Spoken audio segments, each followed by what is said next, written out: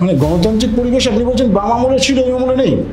মমতা বন্দ্যোপাধ্যায় তার শাসনে কি নবান্নর সামনে কাউকে আসতে দিয়েছেন? তিনি আলোচনা করেন, তিনি তার সাথে একজন দুজন আছেন, তাদেরকে নিয়ে ঘোরেন, তাদেরই কথা শোনেন। বুদ্ধবাবু শেষ জীবনে গিয়ে যেটা হচ্ছিল, কান পাতলা হয়ে গিয়েছিল। তৃণমূলের তো মধ্য মেধা নিম্ন মেধার সাথে কাজ করা খুব মুশকিল হয়। ন্যাংমারা পলিটিক্সে 72 বছর 70 বছরে গিয়ে আমি এর মধ্যে খেলতে রাজি নয়। ভোটার কার্ডের ছবি আর আধার কার্ডের ছবিতে কারোর বিয়ে হবে না, এই ভোটার তালিকায় প্রচুর জল মেশানো আছে। কিন্তু বহিরাগত কিছু তো আছেই, অস্বীকার করা যায় না। এখনকার যিনি chief election commissioner Amit Shah যদি লাফাতে বলে, ও তখন পোল ভল্ট করে। দলিত মহিলা এবং মুসলিমদের বেছে বেছে কেটেছে। বেঙ্গলেরও একটা কিছু করার তালে আছে তারা। এটা ইলেকশন কমিশন কোনোদিন করেনি এর আগে। এখন গিয়ে দেখা যাচ্ছে 7,66,00,000-তে পৌঁছেছে, এটাও বাড়াবাড়ি। নমস্কার। রাজ্যে এসআইআর বা ভোটার তালিকায় বিশেষ নিবিড় সংশোধনের কাজ ইতিমধ্যেই শুরু হয়ে গিয়েছে। কয়েকদিনের মধ্যে হয়তো প্রথম পর্যায়ে যে এনুমারেশন ফর্ম বিলি করা, সেই বিলি করার কাজটাও শেষ হয়ে যাবে। এই আবহে আমরা আজকে এমন একজনের সঙ্গে কথা বলছি, যিনি একটা দীর্ঘ সময় সিইও দপ্তরের কাজ সামলেছেন, যার ফলে তিনি এই বিষয়টা আরও অনেক ভালো করে বলতে পারবেন। কারণ তার যে টেনিওর ছিল, সময়কাল ছিল, সেই সময়কালের একেবারে শেষের দিকে গিয়ে কিন্তু 2002 সালে এ রাজ্যে ভোটার তালিকার নিবিড় সংশোধনের কাজ হয়েছিল। জহর সরকার আমার সঙ্গে রয়েছেন। আপনি তো দীর্ঘ সময় এই পদে ছিলেন, আপনি প্রশাসনিক কাজ প্রায় 35-36 বছর করেছেন, সামলেছেন। কিন্তু সিইও হিসেবে দায়িত্ব সামলানোর সময় আপনি বোধহয় যখন ছেড়ে দিচ্ছেন তার পরপরই বোধহয় এসআইআর এর কাজটা শুরু হয়। তো তার আগের যে প্রস্তুতি পর্বটা, সেটা আপনি দেখেছেন। আমাকে একটু বলুন যে এই যে কাজগুলো হয় সেই সময় আর এই সময়ের মধ্যে মূল ডিফারেন্সটা কি আছে? 1997-তে আমি যখন মুখ্য নির্বাচনী আধিকারিকের পোস্টে নিলাম, তখন কিন্তু রোল টাইপ করা হতো, ছাপা হতো, হাতে লেখা হতো, তারপর টাইপ করে পাতাকে পাতা ছাপা হতো এবং প্রচুর ছাপাখানা এতে লেগে থাকতো প্রত্যেক স্তরে। আচ্ছা, ছাপা হলে হয় কি, তার মধ্যে সংশোধন করা খুব মুশকিল হয়। ভোটের আগে আমাদের একটা মার্কড কপি বলে কপি বেরোতো, সেটা হলো ওই সংযোজন যেগুলো হয়েছে, তারপরে যেগুলো নাম বাদ গেছে সেগুলোকে লাল কালি দিয়ে করে প্রতিটি সই করতে হতো, ইত্যাদি ইত্যাদি। এটাকে ওই বলা যায় অ্যানালগ স্টেজে আমরা ছিলাম 97-তে। 97-98 ইলেকশন আমরা ওরমভাবেই করেছি। 98 ইলেকশনের পরে ইলেকশন কমিশন 2-3টি পদক্ষেপ নিলেন, আর সেই পদক্ষেপে আমাকে আমার উপর চাপ হলো, মানে আমার করতে হলো, তখন দায়িত্ব আসলো।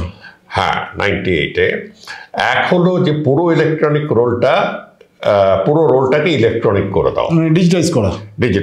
আচ্ছা, মানে সেই সময় ডিজিটাইজেশন শুরু হলো 98-তে। আমরা যত রোল, তখনকার দিনের আমার যতদূর মনে আছে প্রায় 5 কোটি ভোটার ছিল, 5 কোটি নাম, তার সাথে আবার সংযোজন, বিয়োজন, সবকিছু একসাথে জড়িয়ে প্রায় 6 কোটি নাম আমরা ওই ইলেকট্রনিক এতে ফেললাম। আজকের দিনে মনে হয় যে বা একটা থেকে একটা টুকে দেওয়া, সেরকম নয়, কেন প্রোগ্রামিংটা এমনভাবে করা ছিল যে তার মধ্যে অনেক কটা লক ইন ছিল সিস্টেম, মানে আমি চাইলেও অন্যদিকে ইনফিল্ট্রেশন ঘটবে না। হ্যাঁ, কেন কাউকে বিশ্বাস করা যায় না, সে কোথায় কার নাম কোথায় ঢোকাচ্ছে, কার নাম ভুল করছে। অতএব জিনিসটা খুব শক্ত তত্ত্বাবধানে করতে হয়েছে এবং বেশ সময় লেগেছিল। সেটাও যে কমপ্লিটলি নির্ভুল হয়েছে আমি বলতে পারবো না, কিন্তু যে কোনো রোলই কখনো নির্ভুল হয় না, সেটাই প্রথম বলতে। কারণ আপনি যখন কয়েকশো কোটি লোকের নাম দিচ্ছেন, সেখানে এটা হবেই। এর সাথে সাথে যেটা বলা হলো যে আমাদের সব ভোটারের ছবি তুলতে হবে, এক এলাহি কাণ্ড। অত ফটোগ্রাফার আমাদের ভারতবর্ষে ছিল না, মানে ওরকমভাবে।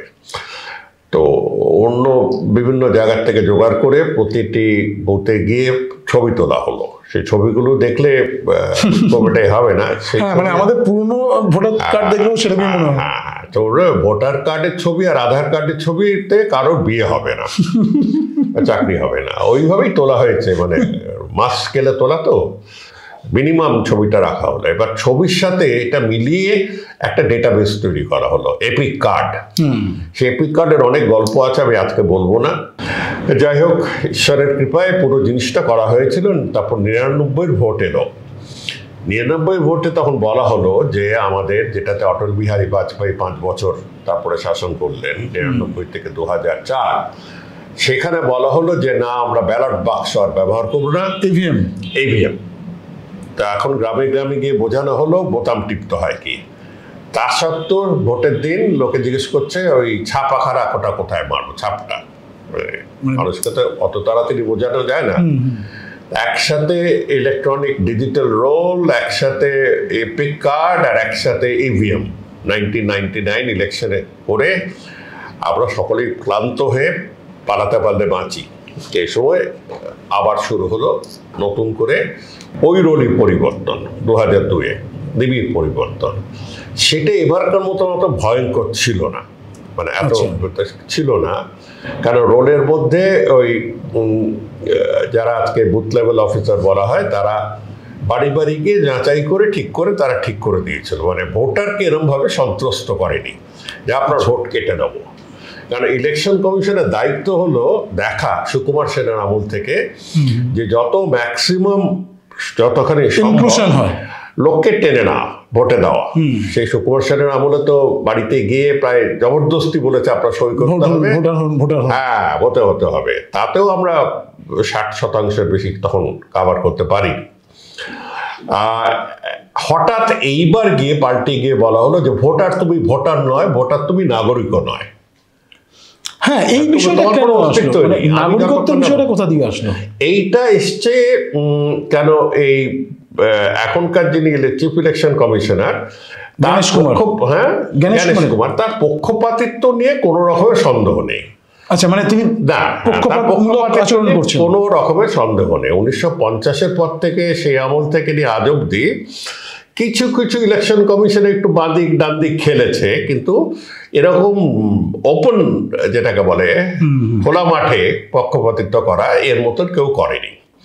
মানে এইটা হওয়ার কারণটা হলো যে 2002-এ যে 2022-এ যে অ্যামেন্ডমেন্টটা আনা হলো, যেটার থেকে চিফ জাস্টিসকে সরিয়ে দিয়ে ইসিআই নিয়োগের ক্ষেত্রে এখানে অমিত শাহ সরকারের দুজন আর বিরোধী দলনেতা শুধু তখনকার আমাদের বিরোধী দলের নেতা তো বেরিয়ে গেল, মোদী আর অমিত শাহ মিলে অমিত শাহর সাথে যে কাজ করেছে, একটা 8 বছরের 7-8 বছর ধরে যিনি কাজ করেছেন, দপ্তরের সচিব ছিলেন, বৃত্ত তার একটা নজির সৃষ্টি করেছেন। মানে অমিত শাহ যদি লাফাতে বলে ও তখন পোল ভল্ট করে, অমিত শাহ যদি ওকে হাঁটতে বলে ও তখন দৌড়ায়।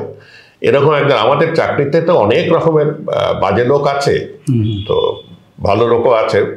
বেশি ভালো লোক না থাকলে চলতো না আজকে, কিন্তু বাজের মধ্যে একটা নিকৃষ্ট টাইপের, মানে এর ব্যাপারে বলে লোকেরা, আমি তো সামনাসামনি দেখিনি, অনেক রকমের কথা শুনতে হয়। তাই তার কাছ থেকে যেটা দেখা গেল, তিনি একেবারে পক্ষপাতিত্ব করে বললেন যে পুরো সাংবিধানিক এটা ধাঁচটা পাল্টে দিয়ে বললেন, ভোটার তুমি ভোটার নয় যতক্ষণ না আমি বলি, ভোটার তুমি ভোটার নয়, নাগরিক নয় আমি যতক্ষণ না আমি বলি। এরকম একটা খেলা শুরু করলেন। মানে নাগরিকত্ব দেওয়ার দায়িত্বটা ইলেকশন কমিশন। উনি বললেন যে অমিত শাহ, আপনি হুজুর, আপনি যখন পারলেন না নাগরিকত্ব আইনটাকে আনতে, আমি এই জাল দিয়ে আমি মাছগুলো তুলে নেবো।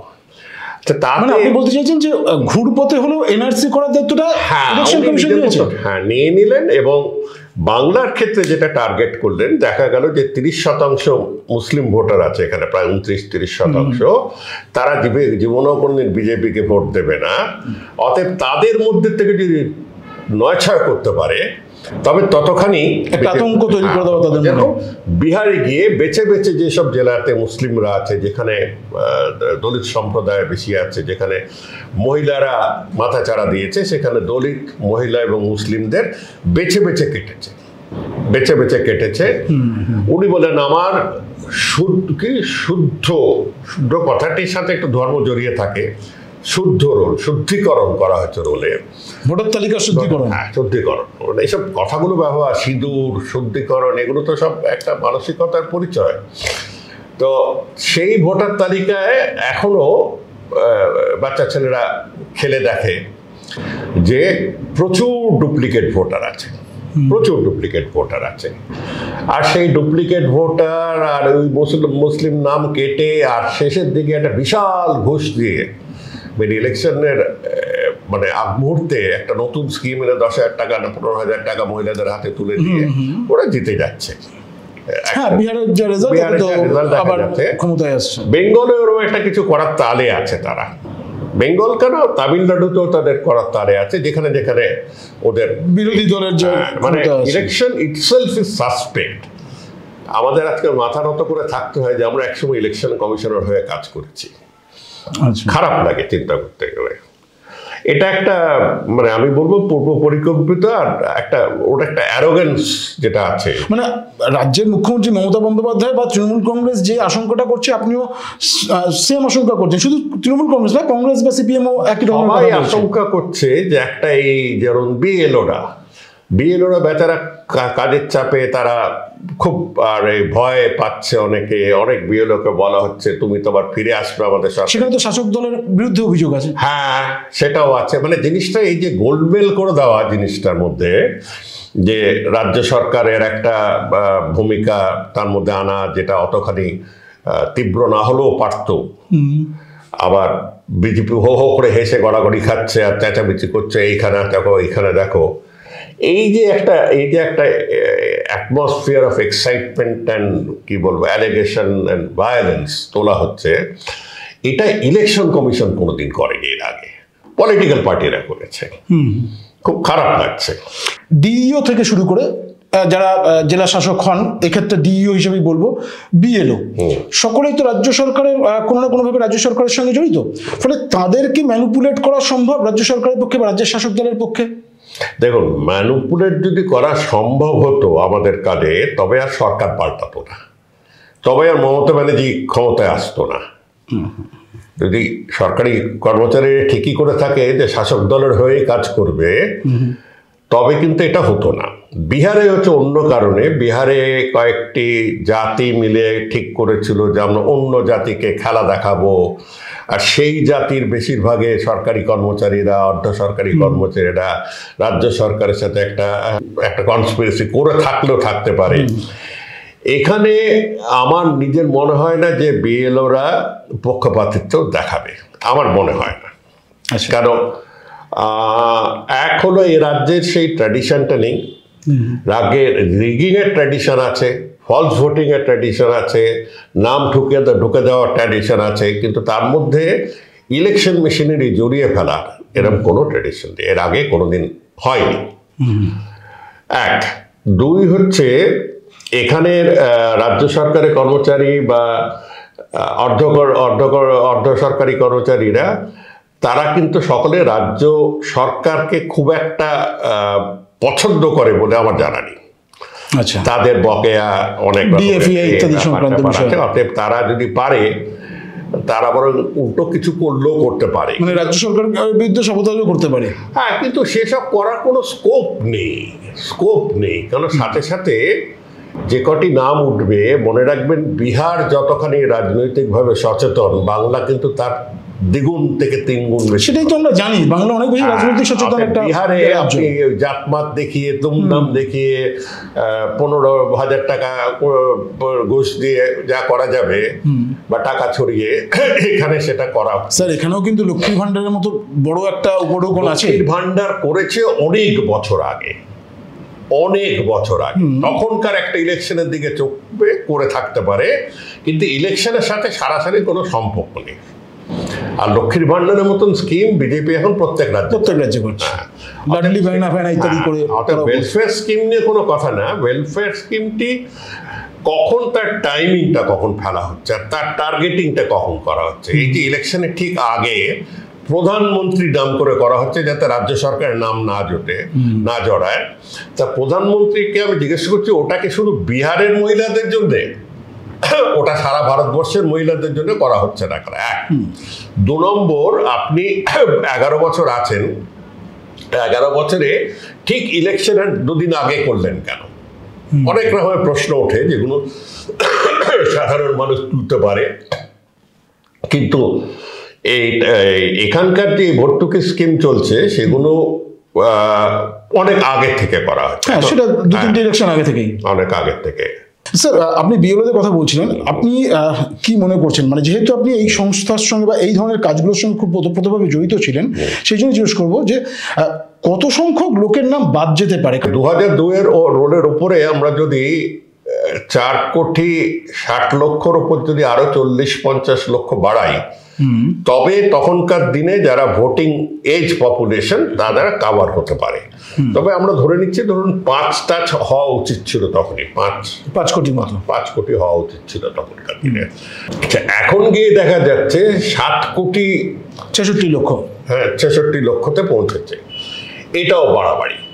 কেন 7,66,00,000 হলো 18 ঊর্ধ্বে যেই আমাদের জনসংখ্যা আছে তার 100%। সেটা সম্ভব নয়, সেটা সম্ভব নয়। তার মানে তো বিজেপির অভিযোগ এখানে মান্যতা পাচ্ছে না। বিজেপির অভিযোগ হোক আর সত্যি কথা হোক, বিজেপি সত্যি কথা মানে জিনিসটা ভোটার তালিকা বড় সংখ্যা বাদ দেওয়া উচিত ছিল, যেটা বাদ পড়েনি। মৃত ভোটারদের বাড়িতে বাড়িতে যখন যাওয়া হয়নি, সব রাজনৈতিক দলই রেখে দিয়েছে যে আমি তার নামে ভোটটা চালিয়ে দেবো। আমাদের একটা জোক আছে না, আমার বাবাকে দেখতে গেলে আমি ভোটের আর কিছুটা আগে গেলে হয়তো বাবাকে দেখতে বলে 10 বছর আগে মারা গেছেন। তো অতএব সেটাও রয়ে গেছে, সেটা বাম আমল থেকেও থাকতো, সেসব বলে লাভ নেই। এখন সেখানে মৃত ভোটার আছে, সব মিলিয়ে যেটাকে বলা যায় আনইনটেনশনাল ইনক্রিজ একটা সংখ্যা থাকবে। আমি বললাম বেস ফিগার হওয়া উচিত ছিল আমাদের 5,10,00,000, তার উপর যদি আনইনটেনশনাল যেটাকে বলবো অনিচ্ছাকৃতভাবে বেড়ে গেছে, তার সংখ্যা নিলে 1 কোটি চলে আসতে পারে, 6 কোটি। তার মানে 6 কোটি আপনি বলছেন যে এই মুহূর্তে পশ্চিমবঙ্গের হলো 2002-এর উপর বেস করে। তারপরে গড় জনসংখ্যা যেভাবে বেড়েছে 0.83-কে যদি আপনি গড়ে প্রতি বছর বাড়ান সেরকম করে, তবে আমাদের কিন্তু যেটা এর রোল ছিল 2002-এর রোল ছিল, সেটা কিন্তু প্রায় 6 কোটির কাছাকাছি দাঁড়াতে পারে। আচ্ছা, আমি আগেই বলেছি ইচ্ছাকৃতভাবে হলো প্রায় 50 লক্ষ থেকে 1 কোটি হতে পারে। এটাও যদি আমরা একসাথে যোগ করতে, আমি মানে একটা বেনিফিট অফ ডাউট দিচ্ছি, 6 কোটি প্লাস 1 কোটি হলে 7 কোটি, 50-60 লক্ষ নিয়ে আমাদের মানে ডিভিউজ ভোটার আছে বলে মনে হচ্ছে। আমার কিরকম মনে হচ্ছে 50 লক্ষটা যেটা আগের জনসংখ্যার সাথে মিলিয়েছিলাম, 50 থেকে 60 লক্ষর ব্যাপারে কিন্তু ভালো করে দেখা উচিত।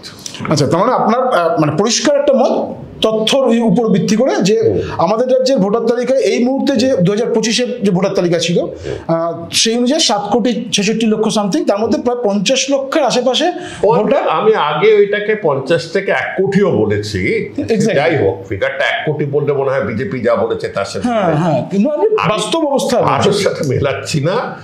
কেন এই ভোটের সংখ্যায় ভোটের রোলে কি করে নাম বাড়াতে হয় সেটা বিজেপি আবার ওদের ক্লাস করে, ওরা ক্লাসও করে, সারা ভারতবর্ষের লোক জানে। অন্য দলও ক্লাস করে এবং এখানকার রাজ্যের দলও তারাও ক্লাস করেন পাড়ায় পাড়ায়। এইসব নিয়ে রাজনৈতিক দলের সাথে কাজ করে আমার ওই ব্যাপারে কোনো, আপনি খুব কাছ থেকে দেখেছেন এদের? হ্যাঁ, ওদেরকে এইদিকে দেখে মানে এক্স্যাক্টলি রাজ্যে থাকাকালীন দেখেছেন, আবার দিল্লিতে গিয়েও দেখেছেন? দিল্লিতে গিয়েও দেখেছি, ওদের সাথে কাজ করে দেখেছি, ওদের হয়ে কাজ করে দেখেছি এবং ওদের বিরোধিতা করেও কাজ করে দেখেছি।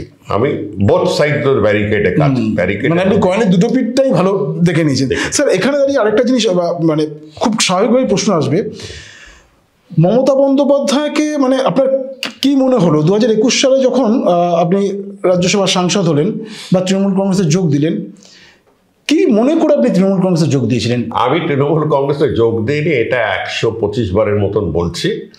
আমাকে কোনোদিন তারা যোগ দিতে বলেও নি, তাকেও নি। আমাকে মমতা বন্দ্যোপাধ্যায় একজন রাজনৈতিক বিশ্লেষক হিসেবে এবং মোদী বিরোধী একজন বক্তা হিসেবে নিয়েছিলেন, ডেকেছিলেন, তাও মানে শেষ মুহূর্তে টেলিফোন করে, শেষ মুহূর্তে যেদিন নমিনেশন হবে তার কয়েক ঘন্টা আগে প্রায়, তখন মানে আমার কোনো এদিক ওদিক করার কোনো উপায় নেই। আমি রাজ্য সরকারের মানে সংবিধান অনুযায়ী রাজ্য সরকারের হয়ে রাজ্যসভায় গেছি, আমাকে বিজেপি তখন বিরোধিতা করেনি, অতএব সেভাবে বলতে গেলে আমার সর্বদলীয় প্রার্থী বলতে পারি, সেভাবে গেছি। আমাকে বলা হয়েছে যে কাজ করতে, রাজ্য সরকারের বঞ্চনা, রাজ্য সরকারের বিরুদ্ধে ষড়যন্ত্র এগুলো তুলে ধরতে। আমি তুলে ধরেছি। আমি কোনোদিন তৃণমূলের পার্টি অফিস কোথায় যাই জানি না, আমাকে কোনোদিন মেম্বার হতে বলেনি। আর একজন দুজন তৃণমূলের মধ্যে একটু তাদের তো একটু পাত্তা দেয় না, তারা একটু মাঝে সাঝে সরব হয়ে বলেছে তাকে পার্টির থেকে বহিষ্কৃত করো। আরে আমি বাবা বারবারই বলছি, পার্টির লোক হলে তো তুই বহিষ্কৃত করবি। এই বহিষ্কৃত যাই, অতএব তৃণমূলের ব্যাপারটা আমি স্পষ্ট করে দিচ্ছি। আমার কাছে তখনও বলেছি, এখনো বলছি, আমি জেনে শুনে গেছি, সাথে থেকেছি যে তৃণমূলের একটা লড়াই করার স্পিরিট আছে। আমি মুখে রুমাল চেপে গেছি যাতে বিজেপিকে আটকানো যায়। আমি কখনোই বলি না বিজেপি নয়, আমি যদি আজকে অটল বিহারী বাজপেয়ীর বিজেপিকে পেতাম, উদার বিজেপি, যে বিজেপির মধ্যে বুদ্ধি, শিক্ষা, মেধা সব আছে, আমি নমস্কার করতাম। অতএব আমি যেভাবে বলি, অটল বিহারী বাজপেয়ীর বিজেপিকে আমি যতখানি সম্মান করি, নরেন্দ্র মোদীর গুজরাট রায়টের পরে যে বিজেপি তৈরি করেছে হিংস্র বিজেপিকে আমি ততখানি ঘৃণা করি। আমার সেখানে কোনো পক্ষপাতিত্বর কোনো ব্যাপারে আমার দ্বিমত নেই, না, আমি কোনোদিন বলিনি। সেই জন্যে যদি মমতা ব্যানার্জি যদি তার হয়ে লড়তে পারে, একমাত্র তখনকার দিনের যত বিরোধী দল ছিল তার মধ্যে লড়ে দেখিয়েছে মমতা ব্যানার্জি, আমি সাথে গেছি। তাহলে মানে এই কারণে আপনার মমতা বন্দ্যোপাধ্যায়ের ডাকে সাড়া দেওয়া, সাথে যাওয়া। 2024-এ একটা ঘটনার পরিপ্রেক্ষিতে কিছুদিন পরে তার 3-2 বছর আগে গিয়ে আমি যখন বুঝলাম যে রাজনীতির এসব খেলা, আমি তখন বুঝলাম প্রথমে রাজনীতিটা আমার নয়। আচ্ছা, মানে আপনি সাংসদ হওয়ার পরে তারপরে বুঝতে পারলাম যে এই রাজনীতিতে যেসব যারা করে, যার যেভাবে খেলাটা খেলে, ওই পাশাটা আমি খেলতে পারবো না। ওই পাশাটি আমার খেলার জন্য নয়, আমি সেটা বুঝতে পারলাম প্রথম। দ্বিতীয়ত যেটা আমরা এতে বলবো, আমি বুঝলাম যে আমি যে বয়সে এসেছি সেই বয়সে রাজনীতির একটা রানওয়ের একটা বিরাট টাইম লাগে।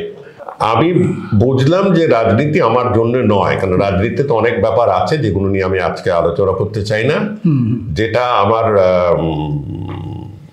রুচির সাথে মিলছে না। 1 নম্বর, রাজনীতিতে অনেক ভালো ভালো লোক আছে, কিন্তু আমি এটাও আপনাদের আশ্বস্ত করছি, অনেক ভালো ভালো লোক আছে, কিন্তু তাদেরও করতে হয়।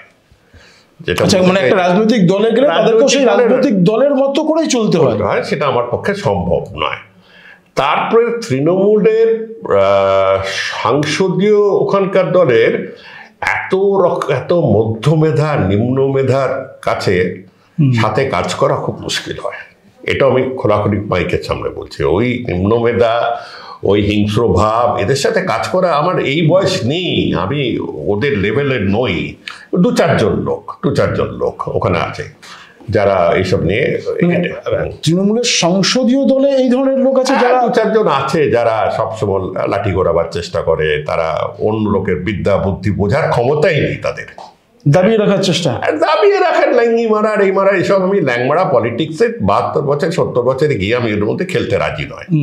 তারা তাদের মতন খেলুক, তারা তাদের মতন চুক্তি কাটা খেলা খেলুক, আমি তার মধ্যে নেই। মানে 2024-এর আপনার সিদ্ধান্তের পেছনে এইগুলো কাজ করেছে। আমি 24-এর আগে বলছি, 2021-এ আমি ঢুকেছি। 10 মাসের মধ্যে যখন পার্থ চট্টোপাধ্যায়ের এটা ধরা পড়লো, ওই পাহাড় প্রমাণ টাকা ধরা পড়লো, আমি তখন সরাসরি টিভির সামনে বললাম, এটা নোংরা কাজ, এটা দুর্নীতি, এটার বিরুদ্ধে ইমিডিয়েটলি আপনারা স্টেপ নিন, আপনারা ভুলে যাচ্ছে। তারপর একটা হইচই বিস্ফোরণ হয়ে গেল। 1 বছর হয়নি আমার, তখন 1 বছর হয়নি। তখনই ওই বুড়ো ভদ্রলোকটি বললেন যে ওকে বার করে দাও পার্টির থেকে। আমি যেটা বললাম যে পার্টিতে ছিলামই না। তো তখন আমাকে আশ্বস্ত করে বলা হলো যে না, আপনি বক্তা হিসেবে খুবই ভালো। আমায় বললো, আপনি ইংরেজি হিন্দি মিলিয়ে খুব ভালো বলেন, আপনার অভিজ্ঞতা আছে, আপনি এই ছোটখাটো জিনিস নিয়ে ঢুকবেন না, আপনি থাকুন। তারপরের বছরও 1টা বছর যেতে না যেতে আবার সেই আমার দ্বন্দ্ব বলুন, সংঘাত বলুন, বেড়ে গেল। অতএব 2 বছর কোন রকমে হাইফাই করে চালিয়েছি। হাঁপিয়ে উঠছিলেন?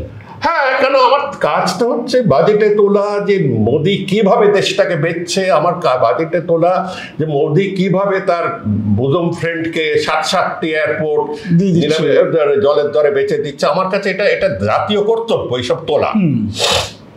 অতএব জাতীয় কর্তব্য বা যে কর্তব্য, নৈতিক কর্তব্যের জন্য আমি অনেক কিছু সহ্য করলাম। 3 বছরের মাথায় গিয়ে আর পারলাম না, আমি ছেড়ে দিলাম।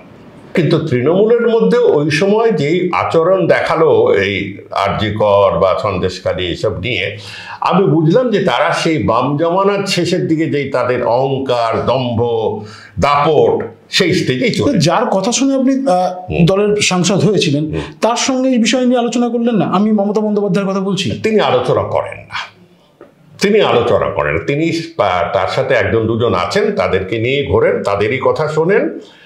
তিনি শিক্ষিত লোককেও সাথে আনলে তাদের কারোর কথাও শুনতে চান না। আমি বেশ কয়েকবার মেসেজ পাঠিয়েছি, কিন্তু মাঝে ওই বললাম, মাঝে কিছু দালাল বসে আছে, তারা যারা আমাকে যতখানি পাড়া কাটার চেষ্টা করছে, তারা কি বিকৃত মেসেজ দিচ্ছে তাকে আমি জানি না। তিনি এটা একটা বিশাল বড় ভুল করছেন। এটা শাসকদের শেষ স্টেজে গিয়ে হয়, তারা ইনফরমেশন কাট অফ করে দেয়। মোদি যেটা করছে, যা শুনতে চায় সেটাই শুনবে, যা বুঝতে চায় সেটাই বুঝবে। উনি সেই পর্যায়ে চলে এসছেন এখন। উনি কোনো ইনপুট কারোর কাছ থেকে চান না। আপনারা যখনই ছবি খুলবেন দেখবেন তার পাশে 3 বা 4 জন ঘুরে বেড়াচ্ছে। সেই 3-4 জনের কথা ছাড়া একজন জেলার যদি তৃণমূলের কোনো নেতা বা একজন এমপি, হ্যাঁ, আর এমপি মানে আমার স্তরের এমপি যদি কথা বলতে চায়, আমরা কথা বলার সুযোগ পাই না। আমাদের একবার ডাকা হয় মিটিং, আমি তাই দেখে বুঝলাম যে এটা আমার জন্য না। অন্য যাদের অন্য কিছু করার আছে তারা থাক, অন্য যাদের কিছু নেওয়ার আছে তারা থাক, আমার কিছু নেওয়ারও নেই, করানো নেই, আমি বেরিয়ে আসবো। আপনি প্রশাসনিক কর্তা হিসেবে রাইটার্সে বসতেন। আমি কোথাও যেন একটা যেটা দেখছিলাম বা আপনার লেখা পড়ছিলাম যে সেই সময় মমতা বন্দ্যোপাধ্যায়, তখন তো মমতা বন্দ্যোপাধ্যায় বিরোধী নেত্রী, সেই সময় মমতা বন্দ্যোপাধ্যায়কে আপনি দেখেছেন রাইটার্সে চলে যাওয়া তার।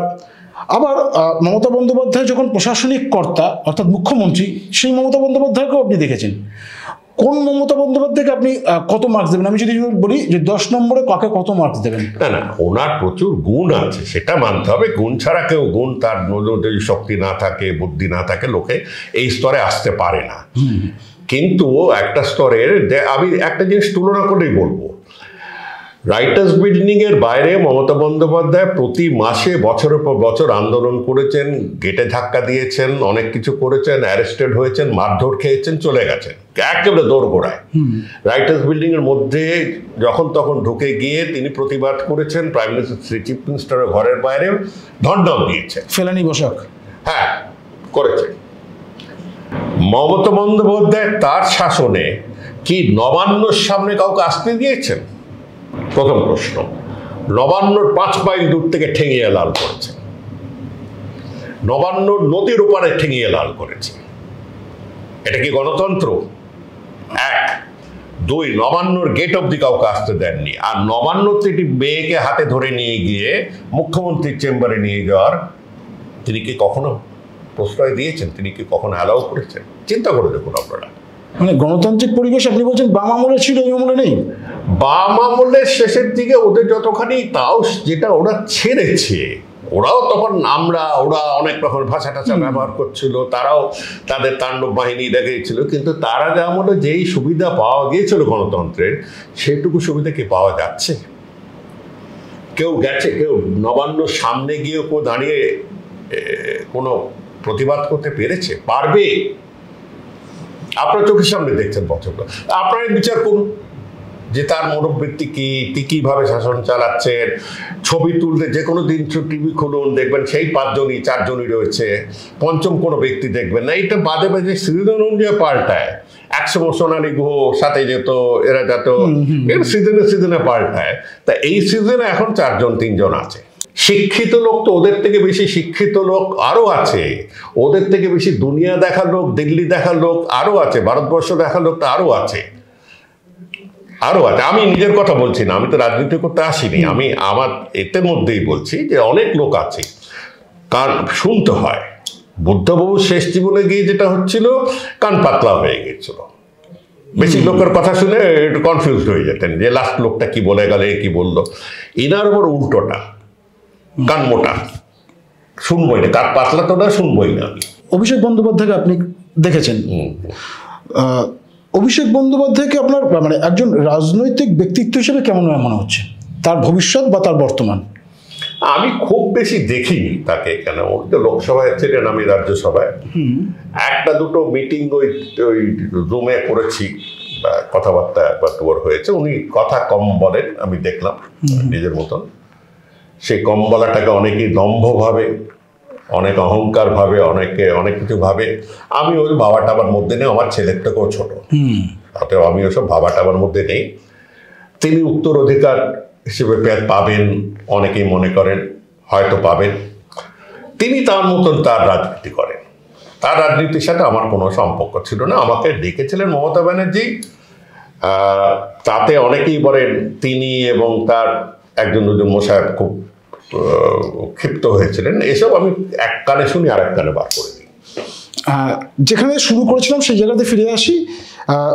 এসআইআর হলে এ রাজ্যে তৃণমূল কংগ্রেসের অবস্থান কী হবে? কারণ তারা কিন্তু কনস্ট্যান্ট এসআইআরের বিরোধিতা করছে। আমি এই প্রসঙ্গে আরেকটা জিনিস অ্যাড করব। আপনি বিহারের রেজাল্টটা জানেন, এসআইআর হওয়ার সময় বিহারে যেভাবে বিরোধীরা আপত্তি করেছিল, এখন দেখা যাচ্ছে যে এসআইআর হওয়ার পরেও কিন্তু বিহারে বর্তমান শাসক দল অর্থাৎ নীতিশ কুমারের গোষ্ঠী যারা এনডিএ, তারা পুনরায় এবং বিপুল মার্জিনে জয়লাভ করলো। আমাদের রাজ্যে এসআইআর হলে এ রাজ্যের শাসক দলের কি হবে? সবই তো ইলেকশন রোলের ওপর, ভোটার তালিকার ওপর নির্ভর করে না। আপনি যেভাবে বলছেন যে ভোটার তালিকায় পুরোটা ঠিক করে দিয়েছে, তা না। ভোটার তালিকা হলো একটা অংশ, বড় অংশ। এই ভোটার তালিকায় প্রচুর জল মেশানো আছে। কে মিশিয়েছে, কেন মিশিয়েছে, আমি তার বিশ্লেষণে যাচ্ছি না। আমি অঙ্ক আর তথ্য দিয়ে বলছি, এখানে 40-50 লক্ষ থেকে আরম্ভ করে আরো বেশিও হতে পারে লোকের নাম বাদ হতে পারে।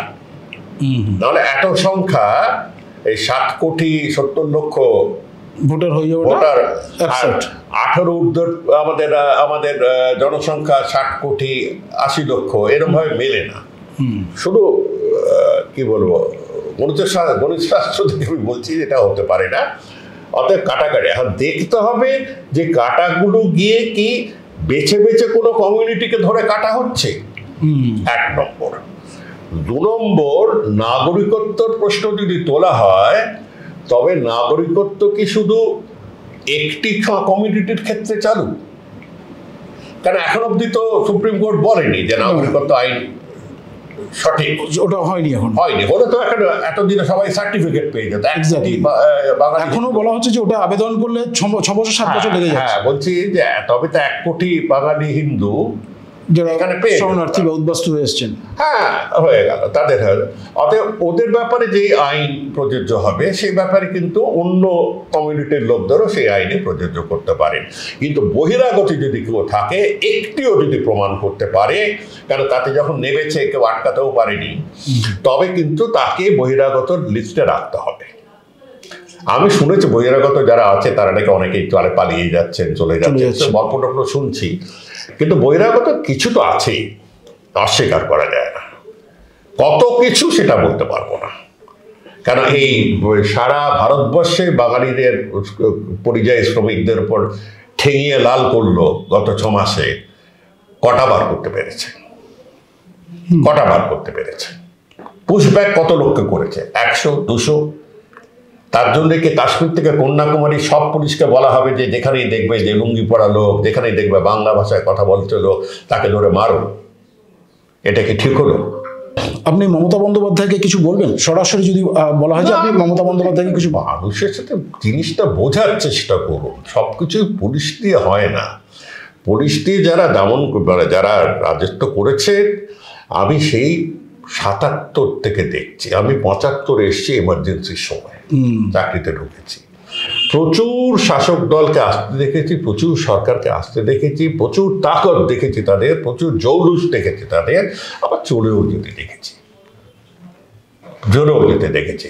একটা সময় যে কংগ্রেসের ভয়ে থরথর করে কাঁপতো, 77 ইলেকশন থরথর করে কাঁপতো, সেই কংগ্রেসকে একটা ম্যাগনিফাইং গ্লাস ধরো খুঁজে পাওয়া যায় না বাংলায়। অতএব রাজনীতির মধ্যে এসব হবে।